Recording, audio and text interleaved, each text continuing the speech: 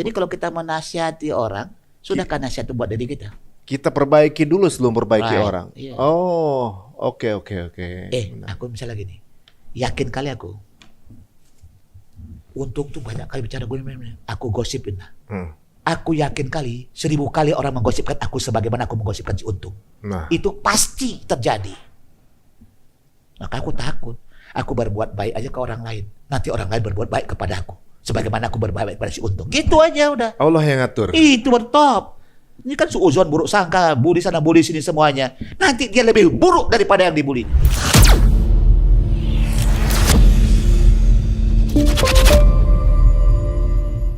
Kunci Quran, ulangin. Kunci Quran Membesarkan Allah. membesarkan Allah. Ulangin. Kunci Quran membesarkan Allah. Apa prakteknya? Empati.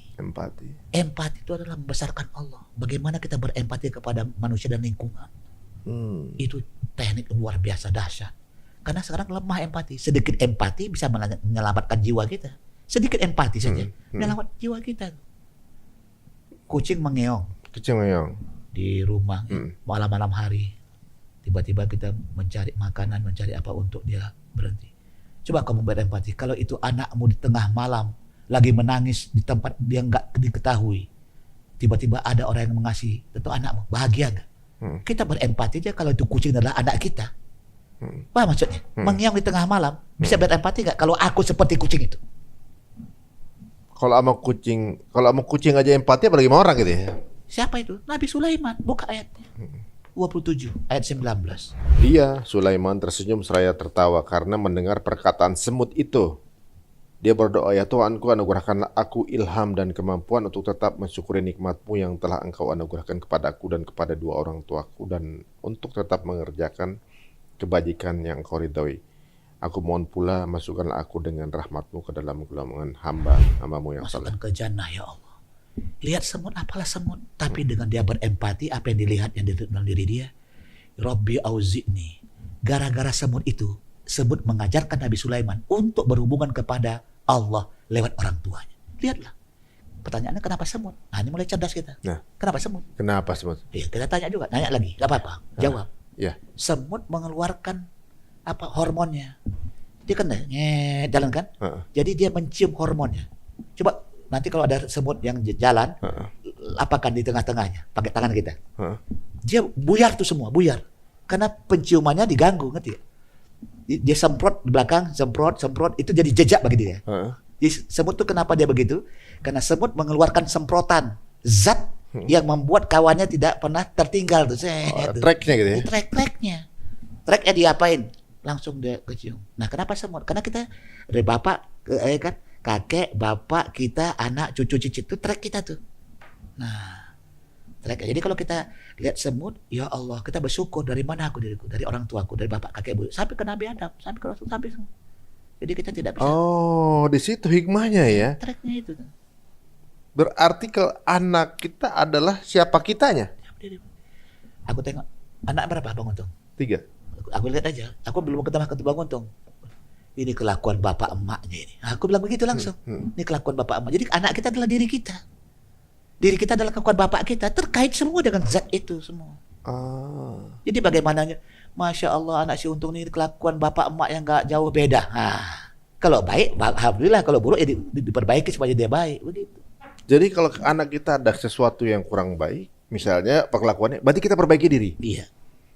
Contoh. Kita perbaiki diri, kemudian hubungan kita dengan orang tua kita, dia akan otomatis terperbaiki sama kita. Betul. B, anakku main handphone, B, yang malam udah aku kasih supaya aku bisa ngontrol. Ibu, gimana main handphone? Iya. Aku kepingin anakku tidak main handphone lagi. Bisakah ibu nggak main handphone lagi? Baru benar anak itu nggak main handphone. Mau 1000 kali nasihat karena emaknya masih main handphone, ya anak tetap main handphone. Mana sih? Tadi nurun. Ada hukum ini ya, apa namanya? Hukum siklus. Fitrah itu. Jadi kalau kita menasihati orang, sudahkah nasihat itu buat diri kita? Kita perbaiki dulu sebelum perbaiki orang. Iya. Oh, oke. Aku misalnya gini, yakin kali aku. Untung tuh banyak kali bicara gue, aku gosipin lah.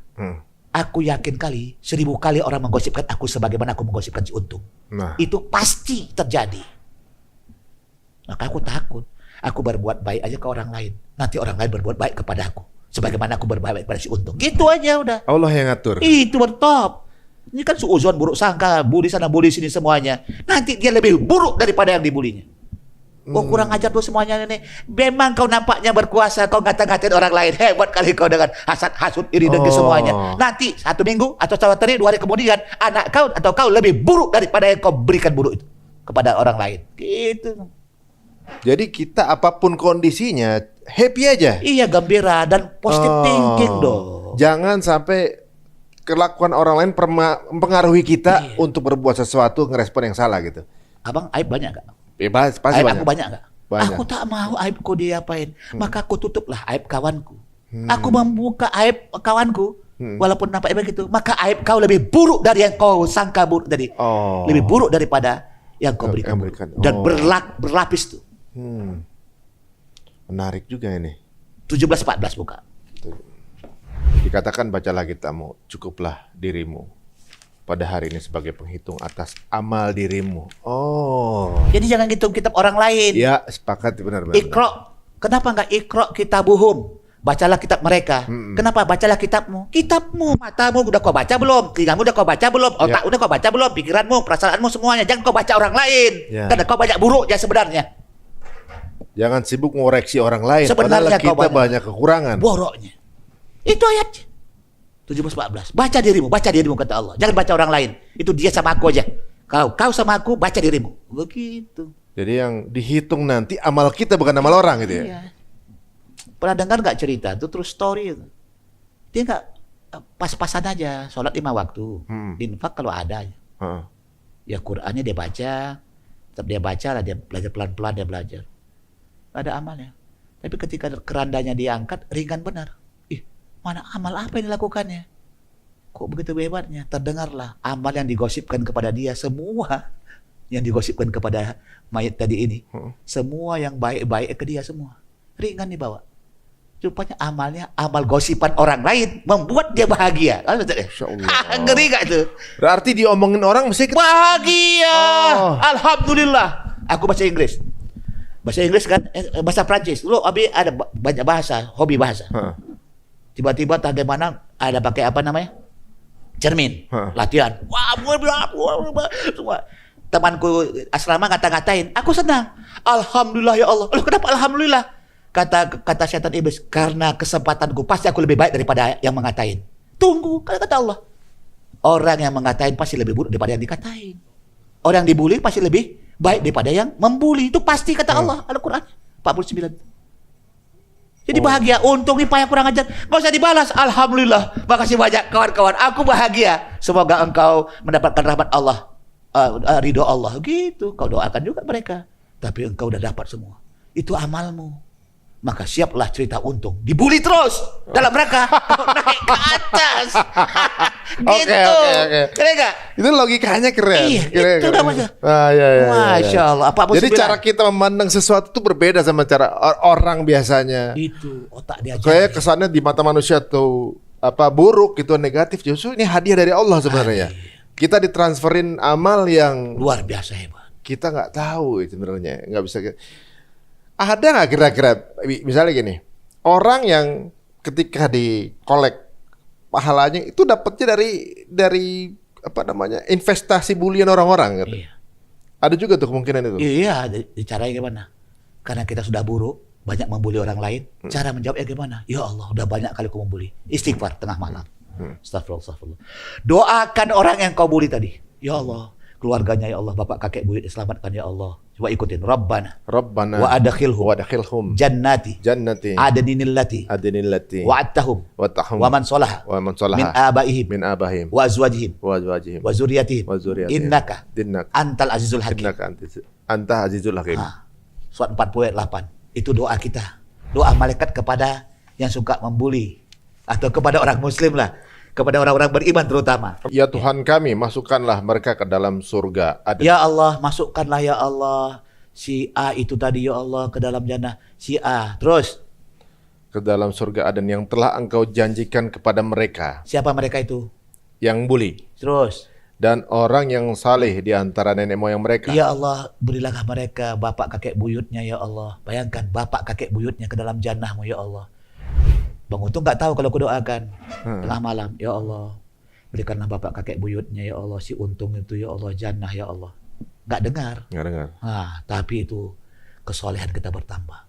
Terus istri-istri dan keturunan mereka. Ya Allah, selamatkan istrinya, suaminya, pasangannya, adik abang kakaknya. Terus sungguh Engkaulah yang maha perkasa. Dan keturunan, ada keturunan. Dan keturunan mereka ya. Keturunan, anak cucu cicitnya ya Allah, anak si Untung cucunya semuanya. Anaknya sudah. Jarang nggak orang doakan gitu? Jarang. Bisa nggak mendoakan orang yang kita benci? Berat nggak? Nah, ini levelnya udah beda. Ya, udah. Jadi guys, kalau sekarang nih lagi dibully atau dizolimin orang, justru sebenarnya kalau kita doakan berarti ya, udah dibully, hati marah, kesel, kita doain yang baik lagi buat dia. Wih, dan dia numpuk memberikan kesempatan pada kita besar kali kita punya. Dahsyat benar. Maka sering-seringlah dibully. Nah, guys, untuk teman-teman yang pernah ngebully saya tahu atau enggak di akun manapun, saya udah maafin. Atau sebaliknya. Atau saya pernah ngebully, saya minta maaf. Gitu. Semoga Allah memasukkan kamu semua ke dalam surga Aden yang Allah janjikan kepada kamu, bapak dan orang-orang saleh di antara nenek moyang kamu. Bayangkan tuh semua. Terus istri-istri kamu, keturunan-keturunan kamu. Sungguh Allah yang maha perkasa lagi maha bijaksana. Ya, maafin saya pernah ngebully, pernah bikin status yang bikin kesel, atau teman-teman pernah ngebully, udah dimaafin semuanya tanpa kecuali. Bismillah ya Allah. Ini angle yang berbeda ya. Ini di luar dari logika transaksional manusia gitu. Makanya aku bilang tadi adalah Al-Quran. Apa tadi pertama sekali? Al-Quran. Kunci tadi apa?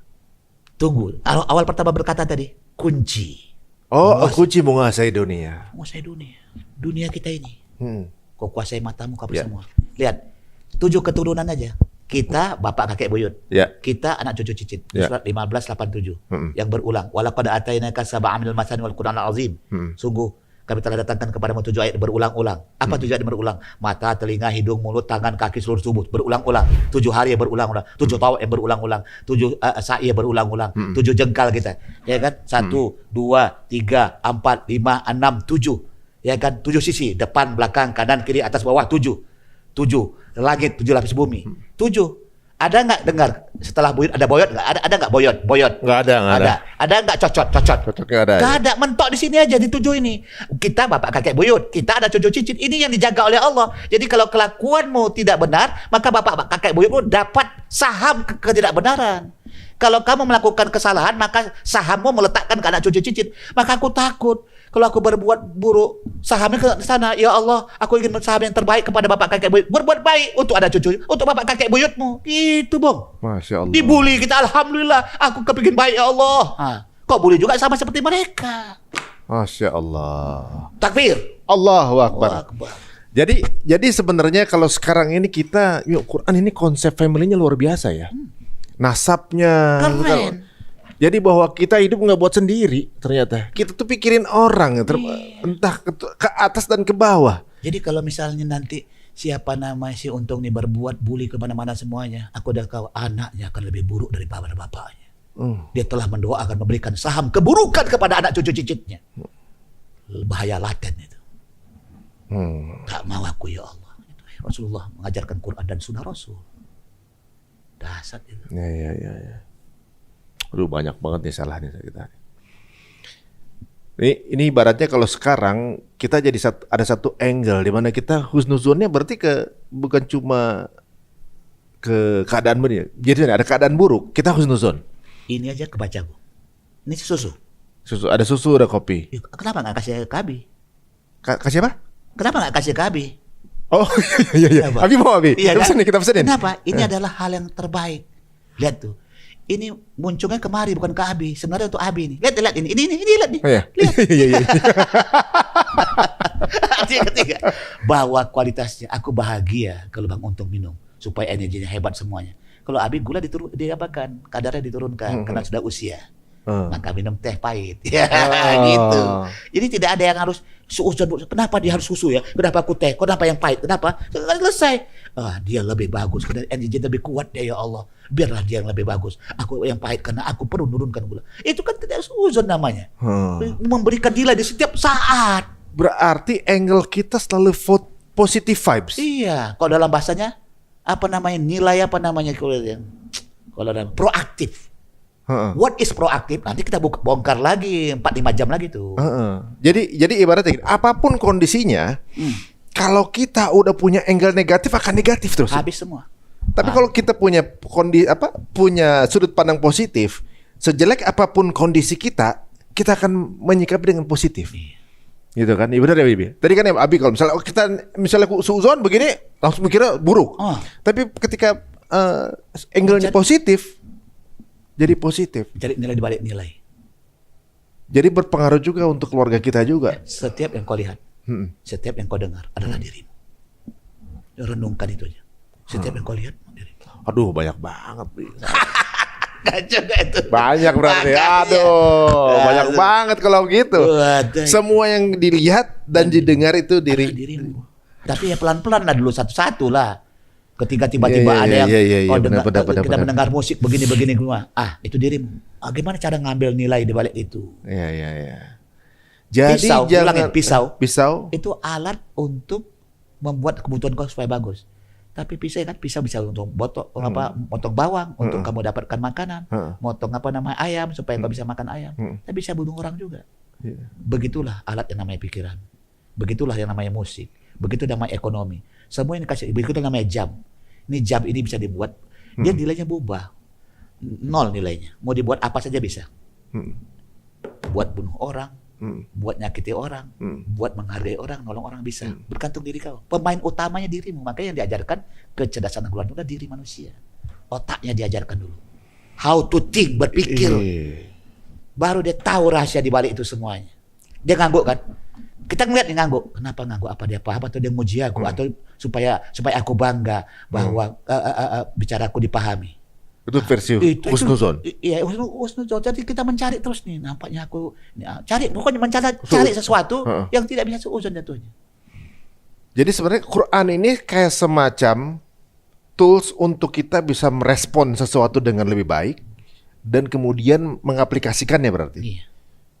Kalau apa yang kamu lihat dan kamu dengar adalah dirimu, itu benar introspeksi banget sih, Bi. Habis. Kebanyakan saya cari sesuatu, misalnya untuk nyari tema nih, gitu. Kadang-kadang kita cari sesuatu yang lagi hype dibicarakan, kita cari konflik misalnya. Itu aja. Gak usah jauh-jauh tadinya. Tadi ini apa? Tadi judul pertama tadi apa? Judul pertama. Menguasai dunia. Quran untuk kunci menguasai dunia. Itu karena diri kita kepingin, ya Allah Quranku lemah selama ini. Gitu. Kenapa tema itu datang di hari Jumat ini, malam Jumat ini? Selama ini kemana Quranku ya Allah? Cari itu ya. Tema boleh hebat, dijual kemana-mana. Tapi dalam diri, untung, sudah kau pelajari. Kunci benar yang kau katakan Quran tadi menjadi menguasai duniamu. Itu dong. Maka nggak tahu sendiri belum juga gitu. Kayak kacau gak? Waduh, ngeri juga ya. Jadi ketika kita misalnya nyari tema nih, sesuatu yang konflik, yang gimana, yang kemudian bisa kemudian menjadi gulanya dalam perbicaraan gitu ya. Berarti kamu begitu. Berarti kamu tuh ngeliatin konflik orang terus. Right. Begitu berarti. Right. Jadi wajahmu tergantung apa yang kamu lihat. Lama-lama tahu. Kenapa dia buat cerita untung? Kenapa nggak kisah untung aja? Cerita untung. Kenapa nggak diambil cerita Ari? Nggak jual. Cerita Kuncoro tidak jual. Cerita untung supaya untung. Tapi untung itu ada dalam Quran. Muflihu. Moga-moga ya Allah, untungku sampai ke akhirat. Amin. Amin ya Allah. Itu cerita untung. Cerita itu Al-Qasas dalam Quran. Untung itu Al-Fat. Jadi 2 surat itu. Satu Al-Qasas, cerita 28. Satu lagi untung, menang. Al-Fat 48. Jadi minimal Bang Untung hafal 2 surat. Surat 28, 48. Asal sering baca. 48 kayak nomor telepon saya tuh. Ya, apa tuh? Berapa? Belakang 55548. Artinya Al-Maidah 48. Coba buka. Tapi kan itu kan hanya lihat situasi ya kan. Nanti kalau bilang memang begitu kelakuanmu. Mohon maaf ya. Ini bukan cocok lagi. Bukan. Dengarkan. Rabbana ma khalaqta batila. Apa saja yang kau buat, kau rekayasa, yang kau pura-pura, yang kau beralasan, yang macam-macam semua, itulah diri kau. Kau coba kau apa namanya, handphone kau cantik, handphone ini semua, itu diri kau. Kau mau rubah mau apa semua, itu dirimu. Jadi nggak ada sesuatu yang kebetulan. Tidak ada. Rabbana ma khalaqta batila, tidak ada yang batil. Semuanya bernilai selama engkau mendapatkan nilai terbaik kau membacanya di balik itu. Masa gak ada simsalabim semua? Kenapa simsalabim? Karena gak paham dia. Masya Allah, Masya Allah, Masya Allah, Masya Allah. Kenapa dia Masya Allah terus? Dia paham di balik itu. Makanya perlu diajarkan otak kita. Diajarkan Quran. Quran ngajarin otak kita tuh hebat. Takbir. Allah. Kapan cerita untung tuh Quran tuh menjadi kualitas cerita yang dahsyat. Baru ku tahu cerita selama ini Al-Qasas supaya arti cerita. Untung itu adalah Al-Fat. Itu surat murah 2848. Ini kan. Jadi kode Assalamualaikum dari 2848 dari cerita untung. Jadi Assalamualaikum 2848. Ini kodenya siapa? Cerita untung. Gitu. Iya kan? Tidak ada kebetulan. Mau apa lagi? Untung mau tahu. Kata-kata mau tahu itu artinya apa? Ilmu.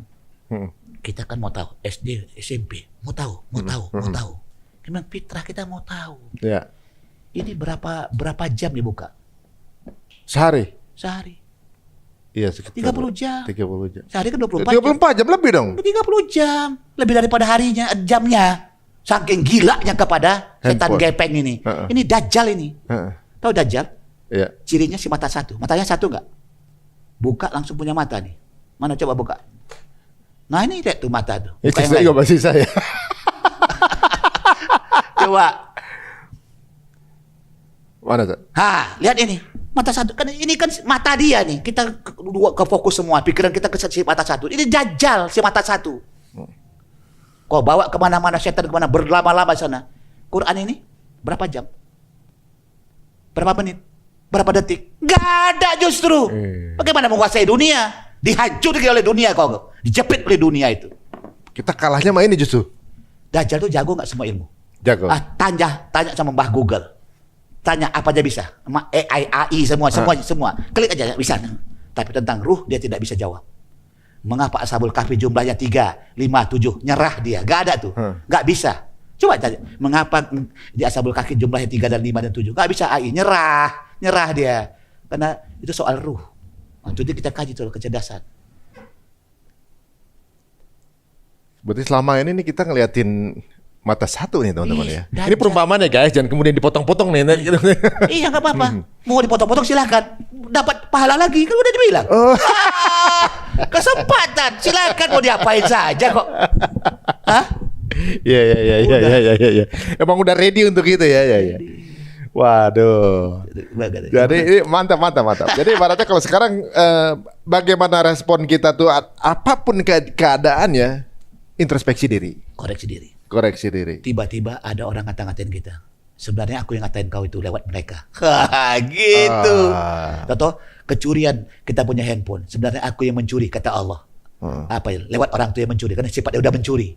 Aku gerakkan semuanya. Tetap enggak Allah. Ketika lihatlah, ketika handphone kita hilang, artinya hilang apa? Hilang apa kita? Handphone. Hilang otak kita. Karena udah habis. Aduh, kemana ya? Lebih sibuk kita memikirkan. Hilang bini gak peduli, hilang anak gak peduli, hilang setan gepeng, Dajjal hilang. Seperti kehilangan otak. Anda gak punya otak, sudah otak itu dikasih ke handphone. Gitu. Kita apa barang-barang gitu misalnya mau pergi. Misalnya istri ketinggalan, misalnya sampai di sana udah pakai mobil pakai Grab aja gitu kan. Apa ketinggalan barang gosen aja, tapi handphone ambil lagi. Balik dia. Gila. Bisa kita muter balik. Gila. Ambil handphone tuh sebalik tangan dan lempar kurang ajar kok. Nggak bisa, sudah berakar deh handphone tuh sampai di kepala, berakar di otak. Jadi handphone tuh gambar handphone di kepala udah berakar semua. Karena menghilangkannya. Udah kayak sihir handphone nih. Wah, gak bisa lagi. Inilah yang menumpulkan otak, sekaligus membunuh otak dan tidak menguasai dunia. Kau dikuasai oleh setan gempeng, oleh Dajjal. Pada saat kita terlalu banyak di handphone, kita gak bisa menguasai dunia.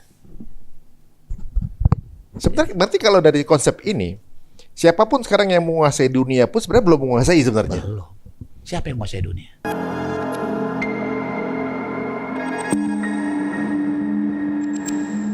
Quran adalah kunci menguasai dunia. Tadi bang? Al-Quran adalah kunci menguasai dunia. Coba perhatikan bang, yang tadi yang Quran untuk membaca dapat apa? Itu bang, coba dibaca.